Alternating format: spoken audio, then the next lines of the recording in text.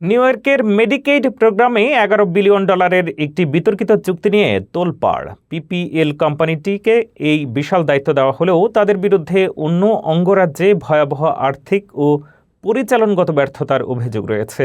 গোপন ইমেইল থেকে শুরু করে স্বার্থের সংঘাত, কিভাবে শত শত কোটি ডলারের এই বিশাল চুক্তিটি প্রভাবশালীদের মাধ্যমে সাজানো হয়েছে, কেন federal Medicaid czar doctor Mehmet Oz এই প্রোগ্রাম নিয়ে তদন্ত শুরু করলেন, বিস্তারিত দেখুন প্রতিবেদনে। নিউ ইয়র্কের মেডিকেড ব্যবস্থায় $11 বিলিয়ন একটি বিশাল চুক্তি নিয়ে শুরু হয়েছে তীব্র বিতর্ক। Consumer Directed Personal Assistance Program বা সিডিপিএপি পরিচালনার দায়িত্ব দেওয়া হয়েছে জর্জিয়া ভিত্তিক কোম্পানি পাবলিক পার্টনারশিপস LLC-কে। কিন্তু প্রশ্ন উঠেছে, কেন এমন একটি কোম্পানিকে এই বিশাল দায়িত্ব দেওয়া হলো, যাদের বিরুদ্ধে অন্তত 6টি অঙ্গরাজ্যে ব্যর্থতার রেকর্ড রয়েছে।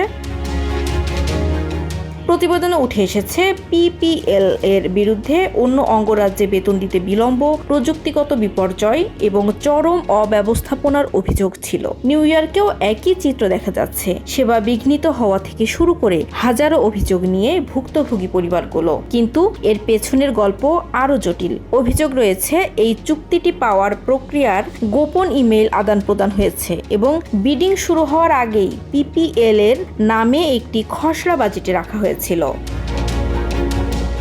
সবচেয়ে বড় বিতর্কের কারণ হলো স্বার্থের সংঘাত। পিপিএল এর অন্যতম মালিক পাবলিক কনসাল্টিং গ্রুপ, যারা আবার নিউ ইয়র্ক স্বাস্থ্য বিভাগের নীতি নির্ধারণের সঙ্গে সরাসরি জড়িত। প্রায় 250 জন পিসিজি কর্মী নিউ ইয়র্ক স্বাস্থ্য বিভাগে কর্মরত, যারা মূলত এই মেডিকেড পলিসি তৈরিতে ভূমিকা রাখছেন।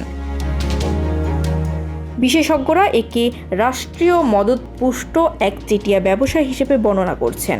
ইতিমধ্যে ফেডারেল মেডিকেড প্রধান ডক্টর মেহমেত ওজ নিউ ইয়র্কের এই মেডিকেড প্রোগ্রাম দিয়ে তদন্ত শুরু করেছেন। তিনি জানিয়েছেন, নিউ ইয়র্কের মেডিকেড খরচ জাতীয় গড়ের চেয়ে প্রায় 80% বেশি, যা মূলত জালিয়াতি ও অপচয়ের ইঙ্গিত দেয়।